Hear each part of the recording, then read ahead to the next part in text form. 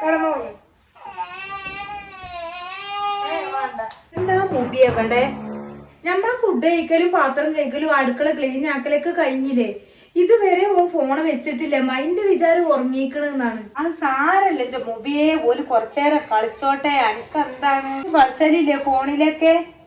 എന്തിനാണ് ഈ ഒച്ചടുന്ന കുട്ടികളോട്? അതൊക്കെ പതുക്കെ പറഞ്ഞ് വാങ്ങി വെച്ചൂടെ? ഇമ്മ നേരത്തെ എണീക്കൂല. സ്കൂൾക്ക് പോകുമ്പോ ഇങ്ങനെ ഓട്ടാണ് ഈ കാര്യം. സ്കൂൾ ബസ് വന്ന് നിന്നാല് അല്ലെങ്കിൽ തന്നെ ഓന്റെ ഒന്നും തീരലില്ലല്ലോ.